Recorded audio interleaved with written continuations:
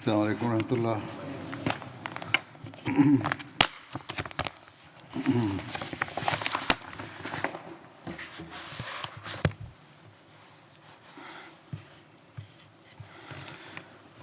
أشهد أن لا إله إلا الله وحده لا شريك له وأشهد أن محمدا عبده ورسوله أما بعد فأعوذ بالله من الشيطان الرجيم بسم الله الرحمن الرحيم الحمد لله رب العالمين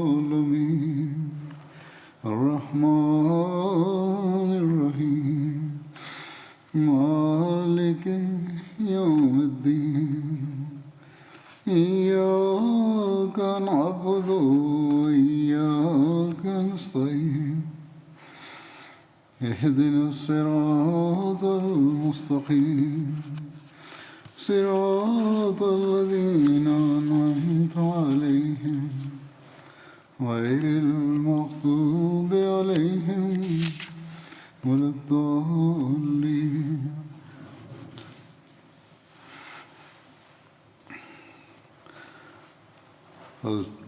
حضرت ابوبکر صدیق رضی اللہ عنہ کہ خلیفہ منتخب ہونے کے بارے میں جو بحث چل رہی تھی، اس بارے میں تاریخ طبری میں لکھا ہے کہ اس موقع پر حضرت خباب بن منذر کھڑے ہوئے اور کہا کہ اے گروہ انصار، تم اس معاملے کا اختیار اپنے ہاتھ میں رکھو، کیونکہ یہ لوگ اس وقت تمہارے زیر سایہ ہیں، یعنی مہاجرین۔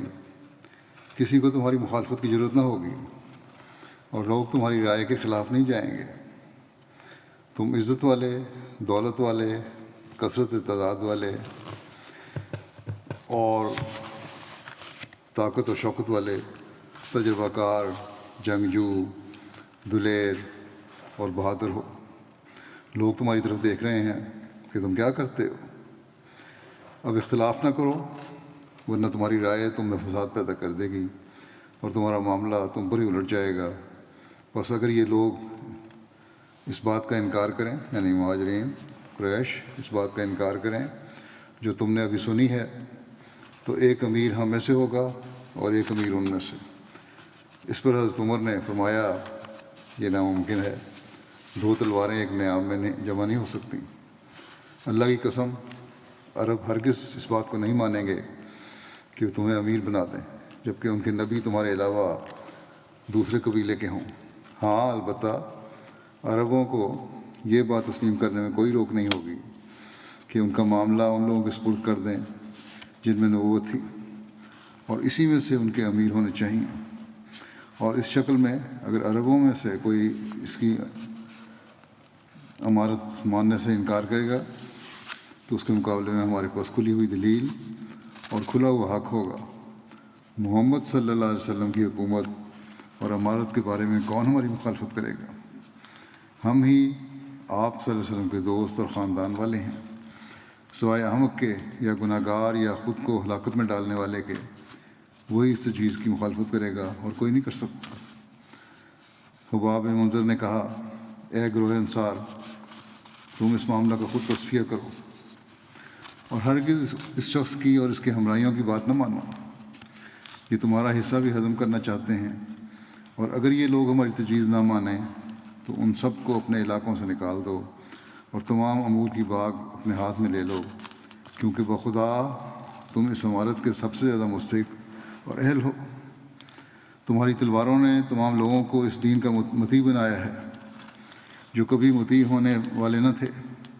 میں اس تمام کارروائی کی تصفیہ کی ذمہ داری اپنے سر لیتا ہوں، کیونکہ میں اس کا پورا تجربہ رکھتا ہوں اور اس کا اہل ہوں۔ بخدا اگر تم چاہو تو میں کاٹ چھانٹ کر اس کا فیصلہ کر لیتا ہوں۔ حضرت عمر نے کہا اگر ایسا کرو گے تو اللہ تم کو ہلاک کر دے گا۔ انہوں نے یعنی خباب نے کہا کہ بلکہ تم مارے جاؤ گے۔ حضرت ابو عبیدہ نے اس موقع پہ کہا کہ اے گروہ انصار، تم وہ ہو جنہوں نے سب سے پہلے دین کی حمایت اور نصرت کی۔ اب یہ نہ ہونا چاہیے کہ سب سے اول تم ہی اس میں تغیر و تبدل کرو۔ اس پر بشیر بن سعد نے کہا، اے گروہ انصار، مشرکین سے جہاد اور دین اسلام کی ابتدا میں خدمت کی جو سعادت ہمیں حاصل ہوئی، اس سے ہمارا مقصد صرف اپنے پروردگار کی رضامندی اور اپنے نبی کی اطاعت تھی۔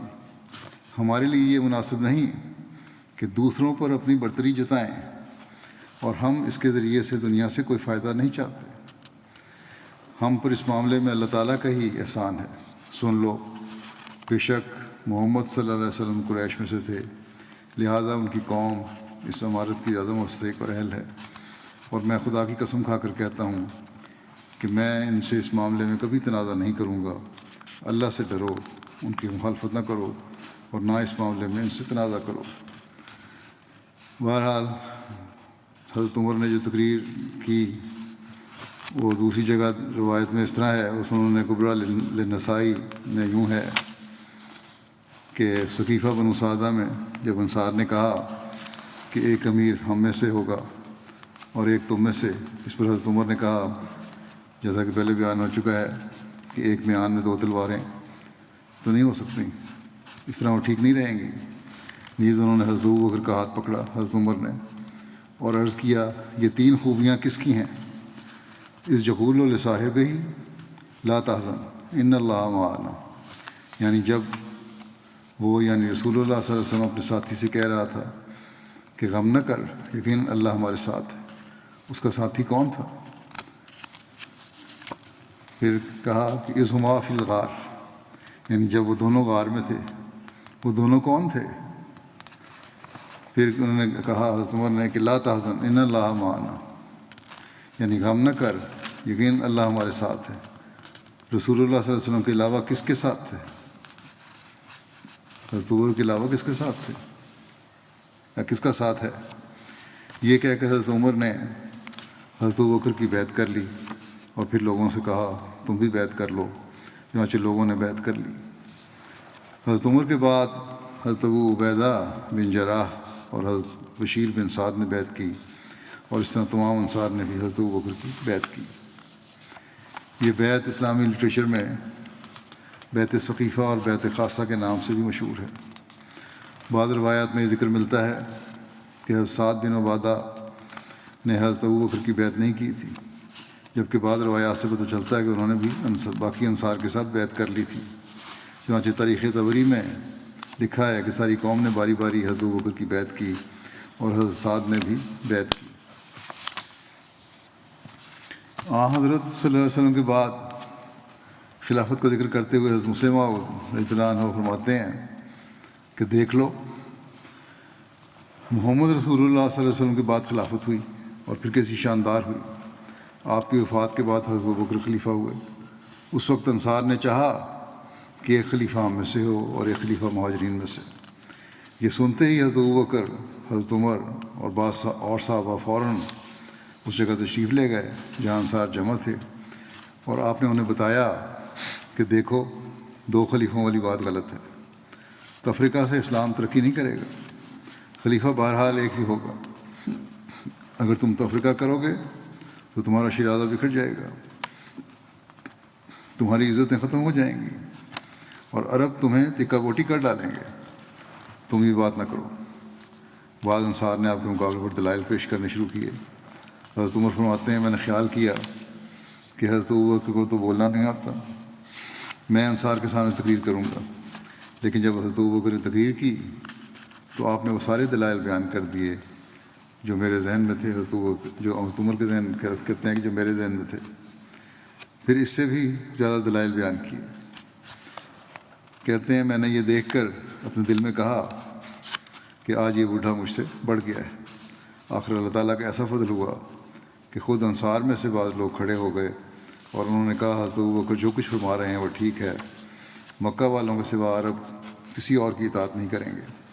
پھر ایک انصاری نے جذباتی طور پر کہا، اے میری قوم، اللہ تعالیٰ نے اس ملک میں اپنا ایک رسول مبعوث فرمایا، اس کے اپنے رشتہ داروں نے اسے شہر سے نکال دیا، تو ہم نے اسے اپنے گھروں میں جگہ دی اور خدا تعالیٰ نے اس کے طفیل ہمیں عزت دی۔ ہم مدینے والے گمنام تھے، ذلیل تھے، مگر اس رسول کی وجہ سے ہم معزز اور مشہور ہو گئے۔ اب تم اس چیز کو جس نے ہمیں معزز بنایا کافی سمجھو اور زیادہ لالچ نہ کرو، ایسا نہ ہو کہ ہمیں اس کی وجہ سے کوئی نقصان پہنچے۔ اس وقت حضرت بکر نے فرمایا کہ دیکھو، خلافت کو قائم کرنا ضروری ہے، باقی تم جس کو چاہو خلیفہ بنا لو، مجھے خلیفہ بننے کی کوئی خواہش نہیں۔ آپ نے فرمایا یہ ابو عبیدہ بن جراح ہیں، ان کو رسول کریم صلی اللہ علیہ وسلم نے امین الامت کا خطاب عطا فرمایا، تم ان کی بیعت کر لو۔ پھر عمر ہیں، یہ اسلام کے لیے ایک ننگی تلوار ہیں، تم ان کی بیعت کر لو۔ حضرت عمر نے فرمایا ابو بکر اب باتیں ختم کیجئے، ہاتھ بڑھائیے اور ہماری بیعت لیجئے۔ حضرت ابو بکر کے دل میں بھی اللہ تعالیٰ نے جرأت پیدا کر دی اور آپ نے بیعت لے لی۔ سقیفہ بنی سعدہ کے بیعت عام کے بارے میں مزید لکھا ہے کہ رسول اللہ صلی اللہ علیہ وسلم کی وفات سوموار کو ہوئی۔ لوگ سقیفہ بنی سعدہ میں حضرت ابوبکر صدیق کی بیعت میں مشغول ہو گئے۔ پھر سوموار کے وقیہ دن اور منگل کی صبح کو مسجد میں بیعت عام ہوئی۔ حضرت انس بن مالک بیان کرتے ہیں کہ جب سقیفہ بنی سعدہ میں بیعت ہو گئی تو دوسرے دن حضرت ابوبکر صدیق بیٹھے تو حضرت عمر کھڑے ہوئے اور حضرت ابوبکر سے قبل تقریر کی۔ آپ نے اللہ کی حمد و ثنا بیان کی، پھر کہا اے لوگو، کل میں نے تم سے ایسی بات کی تھی، یعنی یہ کہ حضرت صلی اللہ علیہ وسلم فوت نہیں ہوئے، میں نے اس کا ذکر کتاب اللہ میں کہیں نہیں پایا، اور نہ ہی نبی کریم صلی اللہ علیہ وسلم نے مجھے اس کی وصیت فرمائی تھی، لیکن میں سمجھتا تھا کہ رسول اللہ صلی اللہ علیہ وسلم ضرور ہمارے معاملے کا انتظام کریں گے۔ راوی کہتے ہیں کہ حضرت عمر نے کہا ہم پہلے فوت ہو جائیں گے، ہمارا خیال تھا، اور حضرت صلی اللہ علیہ وسلم ہم میں سے آخری ہوں گے، اور بلا شبہ اللہ تعالیٰ نے تم میں وہ چیز چھوڑی ہے جس سے اس نے رسول اللہ صلی اللہ علیہ وسلم کو ہدایت دی، اور اگر تم نے اسے مضبوطی سے تھامے رکھا تو اللہ تعالیٰ تمہیں بھی ہدایت دے گا جیسا کہ اس نے حضور صلی اللہ علیہ وسلم کو ہدایت دی۔ اللہ تعالیٰ نے تمہارے معاملات کو ایک ایسے آدمی کے ہاتھوں میں دے دیا ہے جو تم میں سب سے زیادہ بہتر ہیں، جو حضرت صلی اللہ علیہ وسلم کے ساتھی ہیں اور ثانی اثنین اذ ہما فی الغار کے مصداق ہیں، یعنی وہ دو میں سے ایک تھا جب وہ دونوں غار میں تھے۔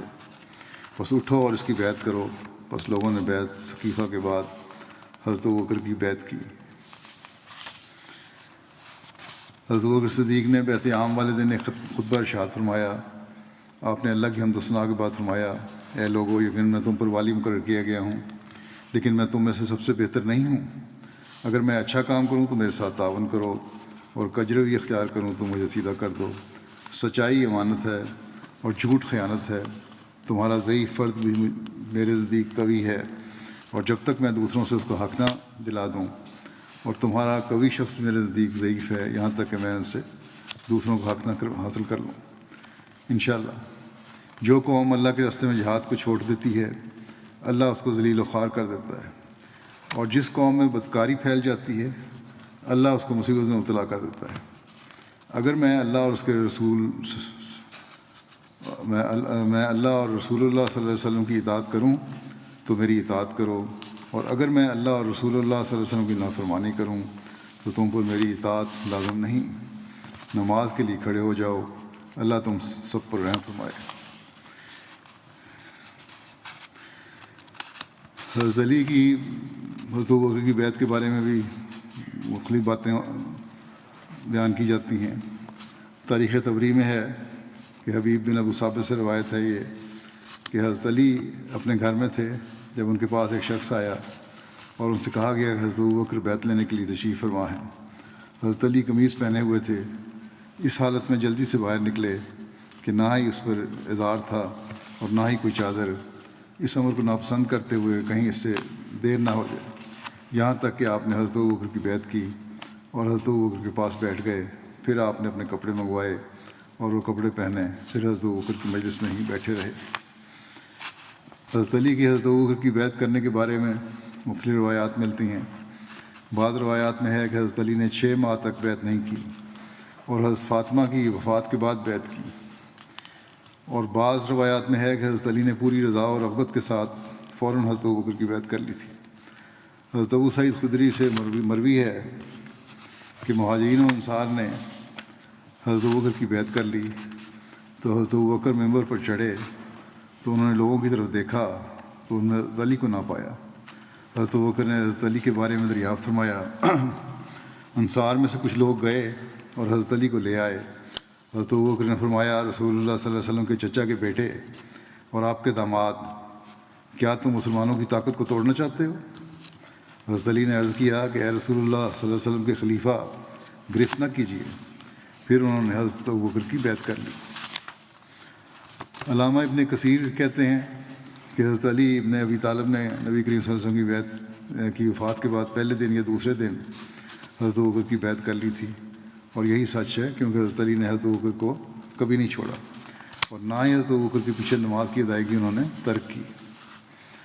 حضرت اقدس مسیح موعود علیہ الصلوۃ والسلام بیان فرماتے ہیں کہ حضرت علی کرم اللہ وجہ نے اول حضرت ابوبکر کی بیعت سے بھی تخلف کیا تھا، مگر پھر گھر میں جا کر خدا جانے ایک دفعہ کیا خیال آیا کہ پگڑی بھی نہ باندھی اور فوراً ٹوپی سے ہی بیعت کرنے کو آ گئے اور پگڑی پیچھے منگوائی۔ معلوم ہوتا ہے کہ ان کے دل میں خیال آ گیا ہوگا کہ یہ تو بڑی معصیت ہے، اسی واسطے اتنی جلدی کی کہ پگڑی بھی نہ باندھی اور فوراً ٹوپی سے ہی بیعت کرنے کو آ گئے اور پگڑی پیچھے منگوائی۔ حضرت مسلم موعود رضی اللہ عنہ بیان فرماتے ہیں کہ حضرت ابوبکر رضی اللہ تعالیٰ عنہ کو دیکھ لو، آپ مکے کے ایک معمولی تاجر تھے۔ اگر محمد رسول اللہ صلی اللہ علیہ وسلم مبعوث نہ ہوتے اور مکے کی تاریخ لکھی جاتی تو مورخ صرف اتنا ذکر کرتا کہ ابوبکر عرب کا ایک شریف اور دیانتدار تاجر تھا، مگر محمد رسول اللہ صلی اللہ علیہ وسلم کی اتباع سے ابوبکر کو وہ مقام ملا تو آج ساری دنیا ان کا ادب اور احترام کے ساتھ نام لیتی ہے۔ جب رسول کریم صلی اللہ علیہ وسلم وفات پا گئے اور حضرت ابوبکر رضی اللہ عنہ کو مسلمانوں نے اپنا خلیفہ اور بادشاہ بنا لیا تو مکے میں بھی یہ خبر جا پہنچی۔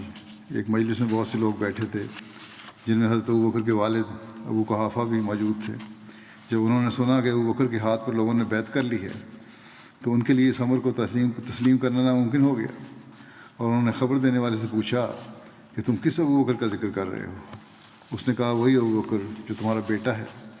انہوں نے عرب کے ایک ایک قبیلے کا نام لے کر کہنا شروع کر دیا کہ اس نے بھی ابوبکر کی بیعت کر لی ہے، اور جب اس نے کہا کہ سب نے متفقہ طور پر ابوبکر رضی اللہ عنہ کو خلیفہ اور بادشاہ چن لیا ہے، تب ابو قحافہ سے بے اختیار کہنے لگے کہ اشہد ان لا الہ الا اللہ وحدہ لا شریک لہ واشہد ان محمدا عبدہ ورسولہ، یعنی میں گواہی دیتا ہوں کہ خدا تعالیٰ کے سوا اور کوئی معبود نہیں، اور میں گواہی دیتا ہوں کہ محمد رسول اللہ صلی اللہ علیہ وسلم اس کے سچے رسول تھے۔ حضرت مسلم لکھتے ہیں کہ حالانکہ وہ دیر سے مسلمان تھے، ابو قحافہ نے بیعت کر لی تھی پہلے ہی صلی اللہ علیہ وسلم کی۔ انہوں نے جو یہ کلمہ پڑھا دوبارہ محمد رسول اللہ صلی اللہ علیہ وسلم کی رسالت کو اقرار کیا تو اسی لیے کہ جب حضرت ابوبکر خلیفہ ہوئے تو ان کی آنکھیں کھل گئیں اور انہوں نے سمجھا کہ یہ اسلام کی سچائی کا ایک زبردست ثبوت ہے، ورنہ میرے بیٹے کی کیا حیثیت تھی کہ اس کے ہاتھ پر سارا عرب متحد ہو جاتا۔ حضرت مسلم موعود اس واقعہ کی ایک جگہ یوں بیان فرماتے ہیں کہ دیکھو حضرت ابوبکر رضی اللہ عنہ کی اسلام سے پہلے کیا حالت تھی۔ جب خلیفہ ہوئے آپ کے والد زندہ تھے، کسی نے ان کو جا کر خبر دی کہ مبارک ہو ابوبکر خلیفہ ہو گیا ہے۔ انہوں نے پوچھا کون سا ابوبکر؟ اس نے کہا آپ کا بیٹا۔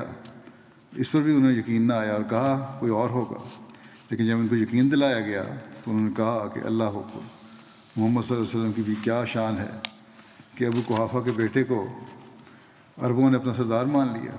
غرض وہ ابوبکر جو دنیا میں کوئی بڑی شان نہ رکھتا تھا، محمد صلی اللہ علیہ وسلم کی طفیل اس قدر عزت پا گیا کہ اب بھی لاکھوں انسان اس کی طرف اپنے آپ کو فخر کے ساتھ منسوب کرتے ہیں۔ خلیفہ المسیح اول بیان فرماتے ہیں کہ یقیناً سمجھو کہ اللہ تعالیٰ کسی کا احسان اپنے ذمہ نہیں رکھتا، وہ اس سے ہزاروں لاکھوں گنا زیادہ دے دیتا ہے جس قدر کوئی خدا کے لیے دیتا ہے۔ دیکھو ابوبکر رضی اللہ عنہ نے مکے میں ایک معمولی کوٹھا چھوڑا تھا، لیکن خدا تعالیٰ نے اس کو کس قدر قدر کی اس کے بدلے میں اسے ایک سلطنت کا مالک بنا دیا۔ حضرت ابوبکر کی خلافت کے متعلق رسول اللہ کریم صلی اللہ علیہ وسلم کی ایک رویا بھی ہے۔ اس کے بارے میں ذکر آتا ہے کہ حضرت عبداللہ بن عمر سے روایت ہے کہ نبی صلی اللہ علیہ وسلم نے فرمایا کہ خواب میں مجھے دکھایا گیا کہ میں ایک کنویں پر کھڑا ڈول سے جو چرخی پر رکھا ہوا تھا پانی کھینچ کر نکال رہا ہوں۔ اتنے میں ابوبکر آئے اور انہوں نے ایک یا دو ڈول کھینچ کر اس طور سے نکالے کہ ان کے کھینچنے میں کمزوری تھی، اور اللہ ان کی کمزوری پر پردہ پوشی کرے گا اور ان سے درگزر فرمائے گا۔ پھر عمر بن خطاب آئے اور وہ ڈول بڑے ڈول میں بدل گیا، تو میں نے کوئی شاہ زور نہیں دیکھا جو ایسا حیرت انگیز کام کرتا ہو جیسا عمر نے کیا۔ اتنا پانی نکالا کہ لوگ سیر ہو گئے اور اپنے اپنے ٹھکانوں پر جا بیٹھے۔ حضرت ابوبکر رضی اللہ عنہ کی بھی ایک رویا ہے۔ اس کے بارے میں ذکر آتا ہے کہ حضرت ابوبکر نے ایک دفعہ خواب میں دیکھا کہ ان کے جسم پر ایک یمنی چادر کا جوڑا ہے، لیکن اس کے سینے پر 2 داغ ہیں۔ حضرت ابوبکر نے رسول اللہ صلی اللہ علیہ وسلم کے سامنے یہ خواب بیان کیا تو آپ صلی اللہ علیہ وسلم نے فرمایا، یمنی جوڑے سے مراد یہ ہے کہ تمہیں اچھی اولاد ملے گی، اور 2 داغوں سے مراد 2 سال کی امارت ہے، یعنی تم 2 سال مسلمانوں کے حاکم رہو گے۔ انتخاب خلافت کے بعد حضرت ابوبکر کے لیے وظیفہ مقرر کرنے کے بارے میں ذکر ملتا ہے کہ خلافت کے بعد آپ مدینہ تشریف لے آئے اور وہیں قیام کر لیا۔ آپ نے اپنے معاملات پر غور کیا اور کہا کہ بخدا تجارت کرتے ہوئے لوگوں کے معاملات ٹھیک نہیں ہو سکیں گے، اس خدمت کے لیے فراغت اور پوری توجہ کی ضرورت ہے۔ ادھر میرے اہل و عیال کے لیے بھی کچھ ضروری ہے، اس لیے آپ نے تجارت چھوڑ دی اور بیت المال میں سے اپنی اور اپنے گھر والوں کی ضروریات کے لیے روزانہ خرچ لینے لگے۔ آپ کے ذاتی مصارف کے لیے سالانہ 6000 درہم کی رقم منظور کی گئی۔ چنانچہ بیت المال سے حضرت ابوبکر کا اتنا وظیفہ مقرر کر دیا گیا جس سے ان کا اور ان کے اہل و عیال کا گزارا چل سکے۔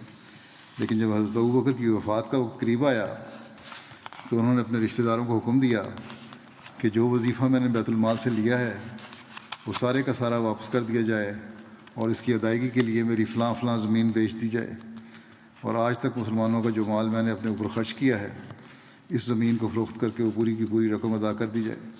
چنانچہ جب ان کی وفات کے بعد حضرت عمر خلیفہ ہوئے اور رقم ان کے پاس پہنچی تو وہ رو پڑے اور کہا، اے ابوبکر صدیق، تم نے اپنے جانشین پر بہت بھاری بوجھ ڈال دیا ہے۔ حضرت مسلم موعود رضی اللہ عنہ بیان فرماتے ہیں کہ حضرت ابوبکر تمام عالم اسلامی کے بادشاہ تھے، مگر ان کو کیا ملتا تھا؟ پبلک کے روپیہ کے وہ محافظ تو تھے، مگر خود اس روپیہ پر کوئی تصرف نہیں رکھتے تھے۔ بے شک حضرت ابوبکر بڑے تاجر تھے، مگر چونکہ ان کو کثرت سے عادت تھی کہ جو ہی روپیہ آیا خدا تعالیٰ کی راہ میں دے دیا، اس لیے ایسا اتفاق ہوا کہ جب رسول کریم صلی اللہ علیہ وسلم کی وفات ہوئی اور آپ خلیفہ ہوئے تو اس وقت آپ کے پاس نقد روپیہ نہیں تھا۔ خلافت کے دوسرے ہی دن آپ نے کپڑوں کی گٹھری اٹھائی اور اسے بیچنے کے لیے چل پڑے۔ حضرت عمر راستے میں ملے تو پوچھا، کیا کرنے لگے ہیں؟ انہوں نے کہا، آخر میں نے کچھ کھانا تو ہوا، اگر میں کپڑے نہیں بیچوں گا تو کہاں کھاؤں گا، کہاں سے؟ حضرت عمر نے کہا، یہ تو نہیں ہو سکتا، اگر آپ کپڑے بیچتے رہے تو خلافت کا کام کون کرے گا؟ حضرت ابوبکر نے جواب دیا کہ اگر میں یہ کام نہیں کروں گا تو پھر گزارا کس طرح ہوگا؟ حضرت عمر نے کہا کہ آپ بیت المال سے وظیفہ لے لیں۔ حضرت ابوبکر نے جواب دیا کہ میں یہ تو برداشت نہیں کر سکتا، بیت المال پر میرا کیا حق ہے؟ حضرت عمر رضی اللہ عنہ نے کہا کہ جب قرآن کریم نے اجازت دے دی ہے کہ دینی کام کرنے والوں پر بیت المال کا روپیہ صرف ہو سکتا ہے تو آپ کیوں نہیں لے سکتے؟ چنانچہ اس کے بعد بیت المال سے ان کا وظیفہ مقرر ہو گیا، مگر اس وقت کے لحاظ سے وہ وظیفہ صرف اتنا تھا کہ جس سے روٹی کپڑے کی ضرورت پوری ہو سکے۔ حضرت ابوبکر صدیق کا دور خلافت 4 خلفائے راشدین میں سے مختصر دور تھا جو کہ تقریباً 2.25 سال پر مشتمل تھا، لیکن یہ مختصر سا دور خلافت راشدہ کا ایک اہم ترین اور سنہری دور کہلانے کا مستحق تھا، کیونکہ حضرت ابوبکر کو سب سے زیادہ خطرات اور مصائب کا سامنا کرنا پڑا، اور پھر خدا تعالیٰ کی غیر معمولی تائید و نصرت اور فضل کی بدولت حضرت ابوبکر کی کمال شجاعت و جوانمردی اور فہم و فراست سے تھوڑے ہی عرصے میں دہشت و خطرات کے سارے بادل چھٹ گئے اور سارے خوف امن میں تبدیل ہو گئے، اور باغیوں اور سرکشوں کی ایسی سرکوبی کی گئی کہ خلافت کی ڈولتی ہوئی عمارت مستحکم و مضبوط بنیادوں پر قائم ہو گئی۔ خلافت کے آغاز میں حضرت ابوبکر صدیق کو جن خطرات و مشکلات کا سامنا کرنا پڑا، ان کا ذکر ام المومنین حضرت عائشہ نے بھی فرمایا ہے، جس کا تذکرہ کرتے ہوئے حضرت مسیح علیہ السلام فرماتے ہیں کہ حضرت عائشہ رضی اللہ عنہا سے مروی ہے، آپ فرماتے ہیں کہ جب میرے والد خلیفہ بنائے گئے اور اللہ نے انہیں امارت تفویض فرمائی تو خلافت کے آغاز ہی میں آپ نے ہر طرف سے فتنوں کو معجزن اور جھوٹے مدعیان نبوت کی سرگرمیوں اور منافق مرتدوں کی بغاوت کو دیکھا، اور آپ پر اتنے مصائب ٹوٹے کہ اگر وہ پہاڑوں پر ٹوٹتے تو وہ پیوستے زمین ہو جاتے اور فوراً گر کر ریزہ ریزہ ہو جاتے، لیکن آپ کو رسولوں جیسا صبر عطا کیا گیا، یہاں تک کہ اللہ کی نصرت آن پہنچی اور جھوٹے نبی قتل اور مرتد ہلاک کر دیے گئے، جھوٹے نبی قتل کر دیے گئے اور مرتد ہلاک کر دیے گئے، فتنے دور کر دیے گئے اور مصائب چھٹ گئے، اور معاملے کا فیصلہ ہو گیا اور خلافت کا معاملہ مستحکم ہوا، اور اللہ نے مومنوں کو آفت سے بچا لیا اور ان کی خوف کی حالت کو امن میں بدل دیا، اور ان کے لیے ان کے دین کو تمکنت بخشی اور ایک جہان کو حق پر قائم کر دیا، اور مفسدوں کے چہرے کالے کر دیے اور اپنا وعدہ پورا کیا، اور اپنے بندے حضرت ابوبکر صدیق کو نصرت فرمائی، اور سرکش سرداروں اور بتوں کو تباہ و برباد کر دیا، اور کفار کے دلوں میں ایسا رعب ڈال دیا کہ رسوا ہو گئے، اور آخر انہوں نے رجوع کر کے توبہ کی، اور یہی خدائے قہار کا وعدہ تھا، اور وہ سب صادقوں سے بڑھ کر صادق ہے۔ بس غور کر کہ کس طرح خلافت کا وعدہ اپنے پورے لوازمات اور علامات کے ساتھ حضرت ابوبکر صدیق کی ذات میں پورا ہوا۔ حضرت ابوبکر کو ابتدا میں ہی درج ذیل 5 قسم کے ہم و غم اور مسائل کا سامنا کرنا پڑا۔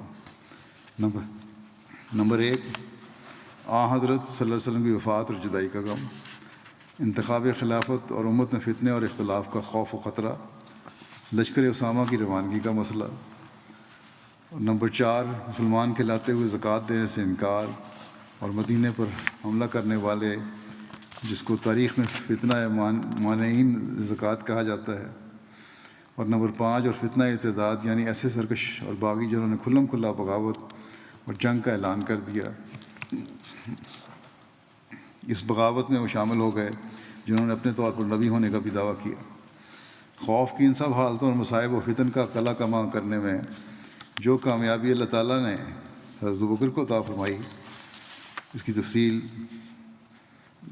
آگے بیان ہوگی، لیکن اس سے قبل حکم و عدل حضرت اقدس مسیح علیہ السلام کا ایک اقتباس، تفصیلی اقتباس ہے، وہ بھی پیش ہے، جس میں آپ علیہ السلام نے حضرت ابوبکر کو حضرت موسیٰ علیہ السلام کے پہلے خلیفہ حضرت یوشع بن نون کے ساتھ مشابہت دیتے ہوئے حضرت ابوبکر کو پیش آنے والے مسائل و مصائب اور فتوحات و کامیابیوں کا ذکر کرتے ہوئے بیان فرمایا ہے۔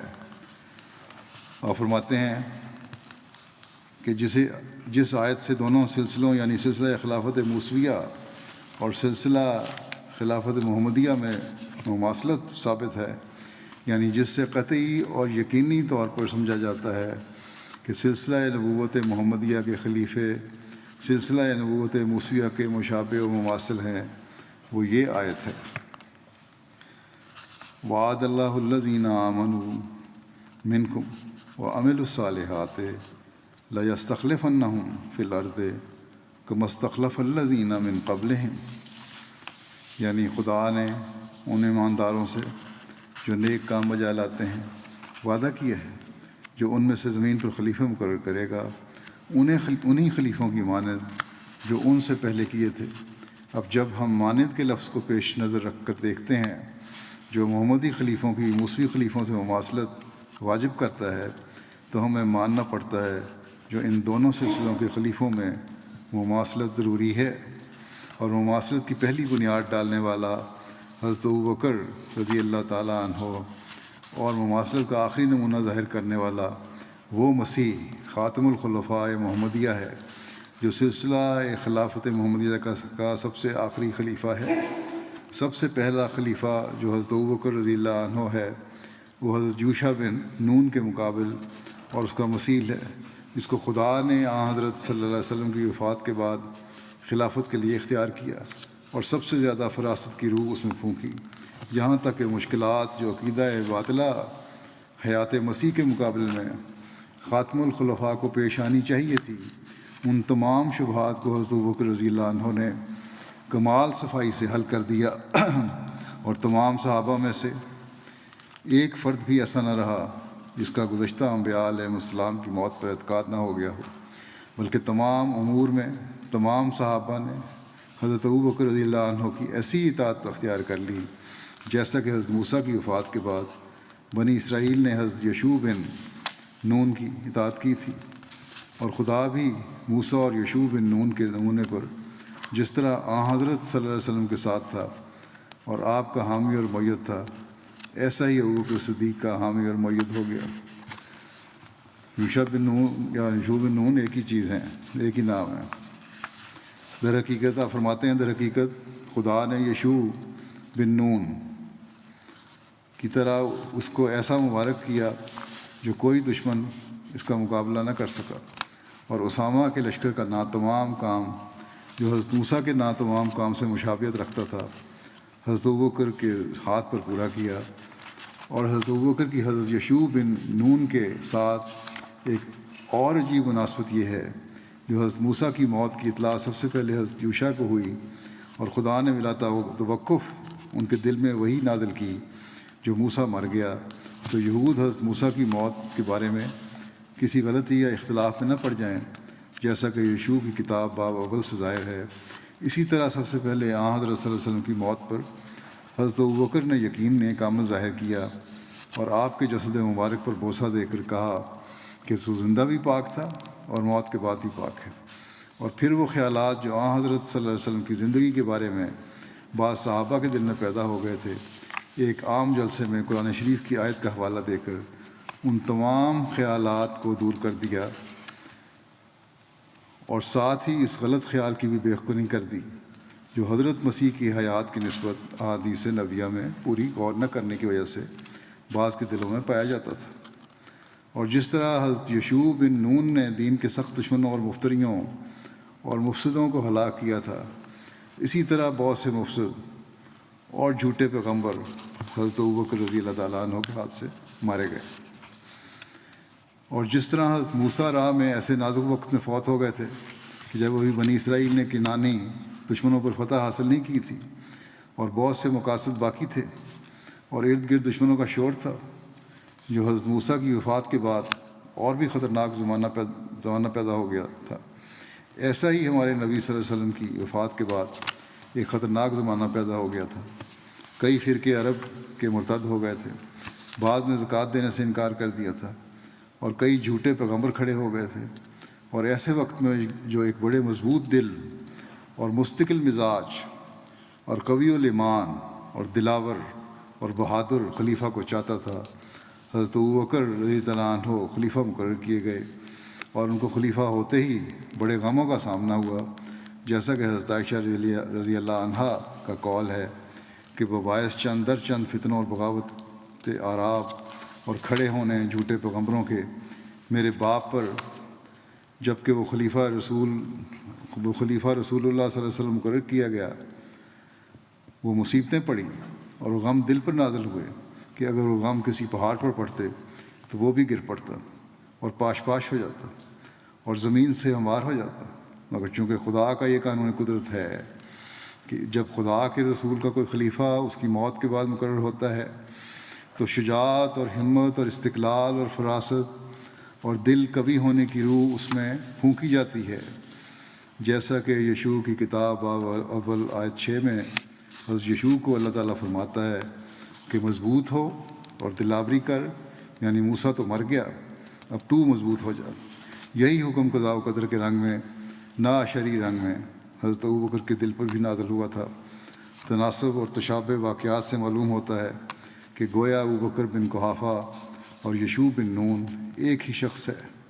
استخلافی مماثلت نے اس جگہ کس کر یعنی واضح طور پر اپنی مشابہت دکھلائی ہے۔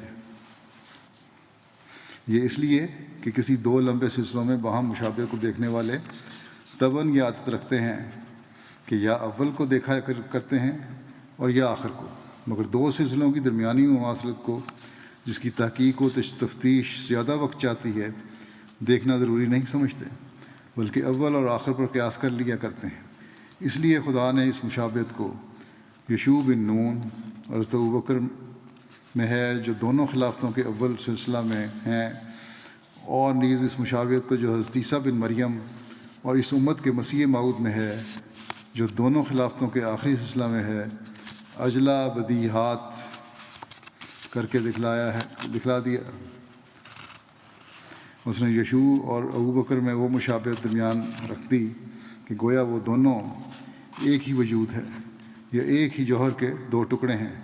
اور جس طرح بنی اسرائیل حضرت موسیٰ کی وفات کے بعد یوشع بن نون کی باتوں کے شنوا ہو گئے تھے اور کوئی اختلاف نہ کیا اور سب نے اپنی اطاعت ظاہر کی، یہی واقعہ حضرت ابوبکر رضی اللہ عنہ کو پیش آیا اور سب نے حضرت صلی اللہ علیہ وسلم کی جدائی میں آنسو بہا کر دلی رغبت سے حضرت ابوبکر کی خلافت قبول کر لی۔ غرض ہر ایک پہلو سے حضرت ابوبکر صدیق کی مشابہت حضرت یشوع بن نون علیہ السلام سے ثابت ہوئی۔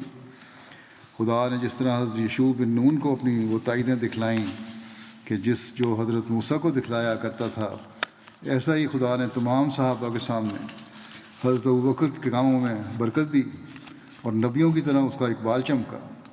اس نے مفسدوں اور جھوٹے نبیوں کو خدا سے قدرت اور جلال پا کر قتل کیا تاکہ اصحاب رضی اللہ عنہم جانیں کہ جس طرح خدا حضرت صلی اللہ علیہ وسلم کے ساتھ تھا اس کے بھی ساتھ ہے۔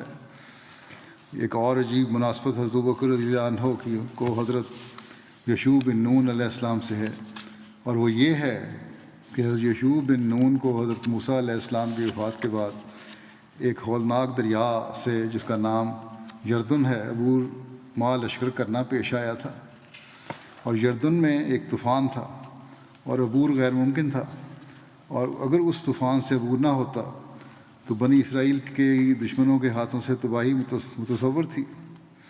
اور یہ وہ پہلا امر ہولناک تھا جو حضرت موسیٰ علیہ السلام کے بعد یشوع بن نون کو اپنے خلافت کے زمانے میں پیش آیا۔ اس وقت خدا تعالیٰ نے اس طوفان سے اعجازی طور پر یوشع بن نون اور اس کے لشکر کو بچا لیا اور یردن میں خشکی پیدا کر دی جس سے وہ آسانی گزر گیا۔ وہ خشکی بطور جوار بھاٹا تھی یا محض ایک فوق العادت اعجاز تھا؟ بہرحال اس طرح خدا نے ان کو طوفان اور دشمن کے صدمے سے بچایا، اسی طوفان کی مانند بلکہ اس سے بڑھ کر حضرت صلی اللہ علیہ وسلم کی وفات کے بعد حضرت ابوبکر خلیفۃ الحق کو تمام جماعت صحابہ کے جو 1,00,000 سے زیادہ تھے پیش آیا، یعنی ملک میں سخت بغاوت پھیل گئی، اور وہ عرب کے بادیہ نشین جن کو خدا نے فرمایا تھا قالت الاعراب آمنا قل لم تؤمنوا ولکن قولوا اسلمنا ولما يدخل الایمان فی قلوبکم ولما يدخل الایمان فی قلوبکم۔ ضرور تھا کہ اس پیش گوئی کے مطابق وہ بگڑتے تا یہ پیش گوئی پوری ہوتی۔ یعنی اس کا مطلب یہ ہے اس آیت کا کہ بادیہ نشین کہتے ہیں کہ ہم ایمان لے آئے، تو کہہ دو تم ایمان نہیں لائے، لیکن اتنا کہو کہ ہم مسلمان ہو چکے ہیں، جبکہ ابھی تک ایمان تمہارے دلوں میں داخل نہیں ہوا۔ بہرحال آپ فرماتے ہیں بس ایسا ہی ہوا، اور وہ سب لوگ مرتد ہو گئے، اور بعض نے زکوٰۃ سے انکار کر دیا، اور چند لوگوں نے پیغمبری کا دعویٰ کر دیا، جن کے ساتھ کئی لاکھ بدبخت انسانوں کی جمعیت ہو گئی، اور دشمنوں کا شمار اس قدر بڑھ گیا کہ صحابہ کی جماعت ان کے آگے کچھ بھی چیز نہ تھی، اور ایک سخت طوفان ملک میں برپا ہوا، اور یہ طوفان اس خوفناک پانی سے بہت بڑھ کر تھا جس کا سامنا حضرت یوشع بن نون علیہ السلام کو پیش آیا تھا۔ اور جیسا کہ یوشع بن نون حضرت موسیٰ کی وفات کے بعد ناگہانی طور پر سخت ابتلا میں مبتلا ہو گئے تھے، کہ دریا سخت طوفان میں تھا اور کوئی جہاز نہ تھا اور ہر ایک طرف سے دشمن کا خوف تھا۔ یہی ابتلا حضرت ابوبکر کو پیش آیا تھا کہ حضرت صلی اللہ علیہ وسلم فوت ہو گئے اور ارتداد عرب کا ایک طوفان برپا ہو گیا اور جھوٹے پیغمبروں کا ایک دوسرا طوفان اس کو قوت دینے والا ہو گیا۔ یہ طوفان یوشع کے طوفان سے کچھ کم نہ تھا بلکہ بہت زیادہ تھا۔ اور پھر جیسا خدا کی کلام نے حضرت یوشع کو قوت دی اور فرمایا کہ جہاں جہاں تو جاتا ہے میں تیرے ساتھ ہوتا ہوں، مضبوط ہو اور دلاور بن جا اور بے دل مت ہو، تب یشوع میں بڑی قوت اور استقلال اور وہ ایمان پیدا ہو گیا جو خدا کی تسلی کے ساتھ پیدا ہوتا ہے۔ ایسا ہی حضرت ابوبکر کو بغاوت کے طوفان کے وقت خدا تعالیٰ سے قوت ملی۔ جس شخص کو اس زمانے کی اسلامی تاریخ پر اطلاع ہے وہ گواہی دے سکتا ہے کہ وہ طوفان ایسا سخت طوفان تھا کہ اگر خدا کا ہاتھ ابوبکر کے ساتھ نہ ہوتا اور اگر در حقیقت اسلام خدا کی طرف سے نہ ہوتا اور اگر در حقیقت ابوبکر خلیفہ حق نہ ہوتا تو اس دن اسلام کا خاتمہ ہو گیا تھا۔ مگر یشوع نبی کی طرح خدا کے پاک کلام سے ابوبکر صدیق کو قوت ملی، کیونکہ خدا تعالیٰ نے قرآن شریف میں اس ابتلا کی پہلے سے خبر دے رکھی تھی۔ چنانچہ جو شخص اس آیت مندرجہ ذیل کو غور سے پڑھے گا وہ یقین کر لے گا کہ بلا شبہ اس ابتلا کی خبر قرآن شریف میں پہلے سے دی گئی تھی، اور وہی خبر یہ ہے کہ وعد اللہ الذین آمنوا منکم وعملوا الصالحات لیستخلفنہم فی الارض کما استخلف الذین من قبلہم وَلَيُمَكِّنَنَّ لَهُمْ دِينَهُمُ الَّذِي ارْتَضَىٰ لَهُمْ وَلَيُبَدِّلَنَّهُمْ مِن بَعْدِ خَوْفِهِمْ أَمْنًا يَعْبُدُونَنِي لَا يُشْرِكُونَ بِي شَيْئًا وَمَنْ كَفَرَ بَعْدَ ذَلِكَ فَأُولَٰئِكَ هُمُ الْفَاسِقُونَ۔ یعنی خدا نے مومنوں کو جو نیکوکار ہیں وعدہ دے رکھا ہے جو ان کو خلیفہ بنائے گا، انہی خلیفوں کی مانند جو پہلے بنائے تھے، اور اسی سلسلہ خلافت کی مانند سلسلہ قائم کرے گا جو حضرت موسیٰ کے بعد قائم کیا تھا۔ یہ تفسیری سراسر وضاحتی ترجمہ کیا ہوا حضرت مسیح علیہ السلام نے خود ہی فرمایا، اسی سلسلہ خلافت کی مانند سلسلہ قائم کرے گا جو حضرت موسیٰ کے بعد قائم کیا تھا، اور ان کے دین کو یعنی اسلام کو جس پر وہ راضی ہوا زمین پر جما دے گا اور اس کی جڑ لگا دے گا، اور خوف کی حالت کو امن کی حالت کے ساتھ بدل دے گا۔ وہ میری پرستش کریں گے، کوئی دوسرا میرے ساتھ نہیں ملائیں گے۔ دیکھو اس آیت میں صاف طور پر فرما دیا ہے کہ خوف کا زمانہ بھی آئے گا اور امن جاتا رہے گا، مگر خدا اس خوف کے زمانے کو پھر امن کے ساتھ بدل دے گا۔ سو یہی خوف یشوع بن نون کو بھی پیش آیا تھا، اور جیسا کہ اس کو خدا کے کلام سے تسلی دی گئی، ایسا ہی حضرت ابوبکر رضی اللہ عنہ کو بھی خدا کے کلام سے تسلی دی گئی۔ تو انشاءاللہ اس کی باقی جو تفصیلات ہیں 5 باتوں کی آئندہ بیان ہوں گی۔ جو آج کل کے حالات ہیں دنیا کے جنگوں کے، اس کے لیے دعا کریں۔ یہ خوفناک سے خوفناک تر ہوتے جا رہے ہیں۔ اب تو ایٹمی جنگ کی بھی دھمکیاں دی جانے لگی ہیں، جس کے جیسا کہ پہلے میں نے کہا اور کئی دفعہ کہہ چکا ہوں کہ خوفناک نتائج ہوں گے، اور اس کے نتائج اگلی نسلوں کو بھی بھگتنے پڑیں گے۔ اللہ تعالیٰ ہی ہے جو ان لوگوں کو عقل دے۔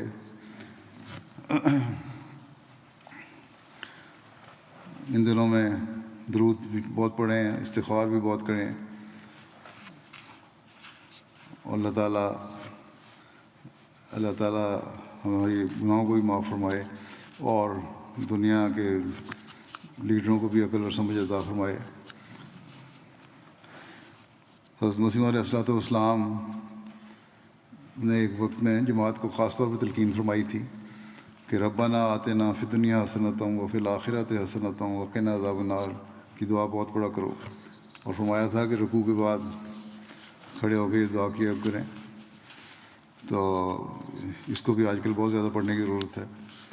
اللہ تعالیٰ حسنات سے بھی نوازے اور ہر قسم کے آگ کے عذاب سے سب کو بچائے۔ ایک جنازہ غائب بھی آج پڑھاؤں گا میں، جو مکرم ابو الفرج الحسنی صاحب شام کا ہے۔ یہ فروری 13 فروری میں 90 سال کی عمر میں وفات پا گئے تھے. انا للہ و انا الیہ راجعون. ان کے والد مکرم محمد الحسنی صاحب ابتدائی احمدیوں میں سے تھے، جنہوں نے مولانا جلال الدین شمس کے ذریعے سے بیعت کی تھی. ابو الفرج الحسنی صاحب سیریا کے پہلے امیر جماعت مکرم امیر منیر الحسنی صاحب کے بھتیجے تھے، اور ان کے دور میں نائب امیر کے طور پر جماعت کی خدمت بجا لاتے رہے. بعد میں بھی نائب امیر رہے. 1933 میں پیدا ہوئے اور چچا منیر الحسنی صاحب کی نیکی، تقوی اور علمی گفتگو سے بہت متاثر تھے. ان کی مجلس میں اکثر بیٹھا کرتے تھے. 15 سال کے تھے جب ایک دن ریڈیو پر تلاوت سن کر دل بھر آیا اور رونے لگے. اپنے چچا کے پاس گئے اور انہوں نے کہا کہ میں اللہ کے بارے میں مزید جاننا چاہتا ہوں. انہوں نے حضرت مسیح علیہ السلام کی ایک کتاب دی. کتاب پڑھ کر ان کے دل کی دنیا بدل گئی، اور وہ اپنے چچا کے پاس آئے اور کہا کہ میں بیعت کرنا چاہتا ہوں. ان کو 3 خلفائے سلسلہ سے ملاقات کا شرف بھی حاصل ہوا. خلیفہ مسیح ثانی جب 1955 میں دمشق سے تشریف لائے تو مرحوم کو آپ سے ملاقات کا شرف نصیب ہوا اور سیکیورٹی خدمات کا موقع بھی ملا. 1972 میں پاکستان جانے اور خلیفہ مسیح ثالث رحمہ اللہ تعالیٰ کی صحبت میں ربا میں چند ماہ رہ کر اردو سیکھنے اور جماعتی علوم سے بہرہ مند ہونے کا بھی موقع ملا. اسی سال انہیں پاکستان سے قادیان جانے کا بھی موقع ملا. 1986 میں جلسہ سالانہ کے موقع پر برطانیہ آئے اور حضرت مسیح رابع رحمہ اللہ تعالیٰ ان کو شرف باریابی ملا. پھر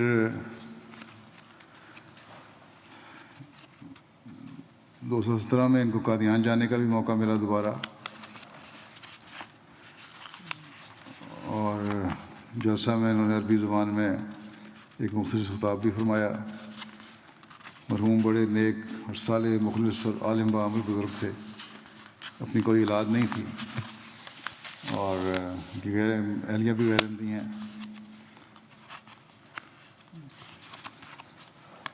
صدر جماعت سیریا کہتے ہیں کہ میں 2017 میں ان کے ساتھ قادیان کی زیارت کے لیے گیا. باوجود کہ آپ بہت ضعیف تھے، مگر فرط شوق کا یہ عالم تھا کہ میں یوں معلوم ہوتا تھا کہ زمین پر نہیں چل رہے بلکہ ہوا میں پرواز کر رہے ہیں. اور پہلے تو یہ حال تھا کہ بیماری کی وجہ سے جانا نہیں چاہتے تھے، لیکن جب میں نے ان کو کہا کہ آپ ہو آئیں تو پھر انہوں نے کہا جب خلیفہ وقت کا حکم آ گیا ہے، یا انہوں نے یہ کہہ دیا کہ جاؤ تو پھر کوئی بات نہیں. اور اللہ نے فضل فرمایا کہ وہ بیماری اور کمزوری ان کی اور جو ان کی اہلیہ کی تھی دونوں ٹھیک ہو گئے، اور اللہ فضل سے وہاں گئے. بلکہ منارۃ المسیح میں بھی ان کو چڑھنے کی توفیق ملی. اور وہ بیان کرنے والے بیان کرتے ہیں کہ وہاں سے جوانوں سے زیادہ تیزی سے اوپر چڑھ کے، حالانکہ پہلے چلنے میں بھی مشکلات تھیں. مسلم دروبی صاحب ڈاکٹر جو ہیں وہ لکھتے ہیں کہ مرحوم ایک ولی اللہ اور ابدال الشام میں سے تھے. میں خود بھی اور باقی دوست بھی اس کے گواہ ہیں. آپ دمشق کے معروف تاجروں میں سے تھے اور قابل تقلید نمونہ تھے، اور بازار میں آپ کی اچھی شہرت تھی. مرحوم بہت حکیم اور ذہین تھے. باقاعدگی سے تہجد کا التزام کرتے، سچی خوابیں دیکھنے والے تھے. بہت سی پوری ہوئیں. ان میں سے بہت سی سیریا کے حالات اور مصائب کے متعلق بھی تھیں. جب مختلف مربیان عربی کی تعلیم کے لیے سیریا آتے تو آپ ان کا بڑا احترام کرتے تھے، اس لیے کہ اول تو خلیفہ وقت کی طرف سے بھجوائے گئے ہیں، اور دوسرے انہوں نے تبلیغ کے لیے زندگی وقت کی ہوئی ہے. حسام النقیب صاحب سابق صدر جو ہیں شام کے، آج کل ترکی میں ہیں، وہ لکھتے ہیں کہ مرحوم متعدد خصائل حمیدہ کے مالک تھے، جن میں سب سے نمایاں حضرت اقدس مسیح علیہ السلام اور آپ کے خلفاء سے محبت تھی. مرحوم کے ساتھ سفر قادیان مجھے ساری عمر نہیں بھولے گا. اس سفر کی ہر بات ہی ایک معجزہ تھی. میں قادیان میں سارا وقت ان کے ساتھ رہا. قادیان میں ان کی یہی ایک دعا ہوتی تھی کہ اے خدا خلیفہ وقت کی تائید اور نصرت فرما اور ان کی عمر اور ہر کام میں برکت عطا فرما. پھر لکھتے ہیں کہ جب مجلس میں کوئی شخص خلیفہ وقت کا کوئی ارشاد بیان کرتا تو اس دوران کسی کو بولنے کی اجازت نہ دیتے. تاکہ آپ ارشاد پوری طرح سن لیں اور سمجھ لیں اور محظوظ ہوں۔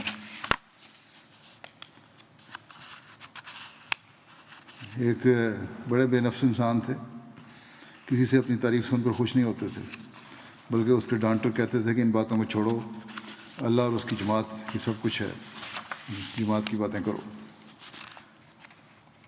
حضرت اکرم مسیح علیہ السلام کی کتب کا مطالعہ کبھی نہیں چھوڑا انہوں نے، آخری سالوں کے سوا جب کہ بہت کمزور ہو گئے تھے، کبھی آپ نے جماعتی کتب کا مطالعہ ترک نہیں کیا۔ حضرت مسلم موعود رضی اللہ عنہ کی تفسیر کبیر کے ساتھ بہت لگاؤ تھا۔ جب کوئی آپ سے کسی قرآنی آیت کی تفسیر پوچھتا تو تفسیر کبیر کی شرح بیان کرتے تھے۔ ان کے بھانجے محمد عمار المسکی صاحب جو یہاں UK میں ہیں، یہ کہتے ہیں کہ میں 14 سال کا تھا جب ان کے ساتھ جمعہ کی نماز ادا کیا کرتا تھا۔ واپسی پر ان کے ساتھ گھر آتا اور راستے میں ان سے جماعتی علوم کے بارے میں سوال کیا کرتا تھا اور بڑی تفصیل سے جواب دینے والے تھے۔ سیریا میں جماعتی کتب بھی دستیاب نہیں تھیں۔ افراد جماعت کو جماعتی علوم کی منتقلی میں مرحوم کا بہت کردار ہے۔ اردو کی کتابیں انہوں نے اردو پڑھنی سیکھی تھی، ربا جب گئے ہیں تو اردو کتابیں لے آتے تھے اور پھر کوشش کرتے تھے کہ اردو کی کتابوں پڑھ کے اور سمجھ کے پھر ان کا ترجمہ کر کے جماعت کے افراد کو بتائیں۔ مرحوم ایک بے نفس آدمی تھے، کبھی عہدے کی خواہش نہیں کی، ہمیشہ خادم بن کر رہنا انہوں نے پسند کیا۔ حضرت خلیفہ مسیح رابع نے ان کو امیر بنانا بھی چاہا تھا۔ انہوں نے کہا کہ لوگ پھر کہیں گے کہ خاندانی طور پہ چل پڑا ہے سارا کچھ، امارت کا کام بھی، اس لیے کسی اور کو بنا دیں اور میں پورا تعاون کروں گا ان سے۔ اور پھر اپنے سے کم عمر کو بھی امیر کے ساتھ تعاون کیا اور بے شمار تعاون کیا، بلکہ مثال قائم کر دی۔ اللہ تعالیٰ مرحوم سے مخلوق کا سلوک فرمائے، درجات بلند فرمائے، اور ان کی تمام دعائیں ان کی اپنی اہلیہ کے متعلق بھی پوری فرمائے، ان کو بھی توفیق دے کے قبول کر لے ہمت کو۔ نماز کے بعد انشاءاللہ جنازہ غائب ادا کروں گا۔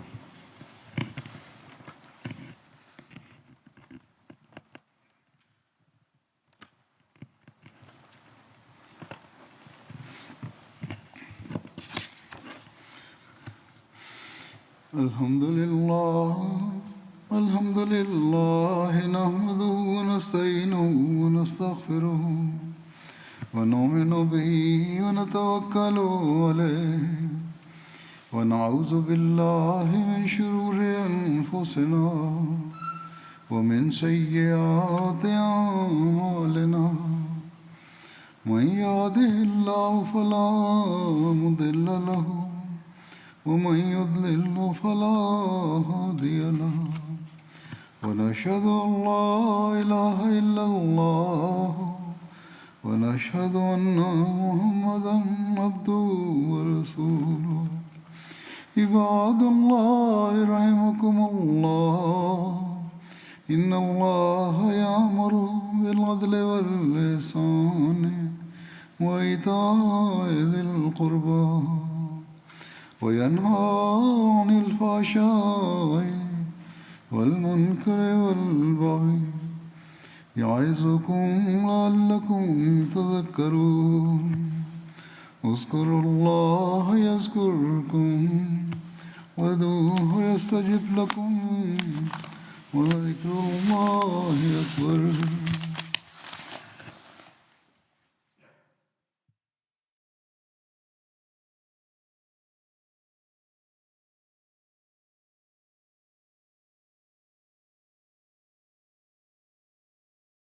ما كان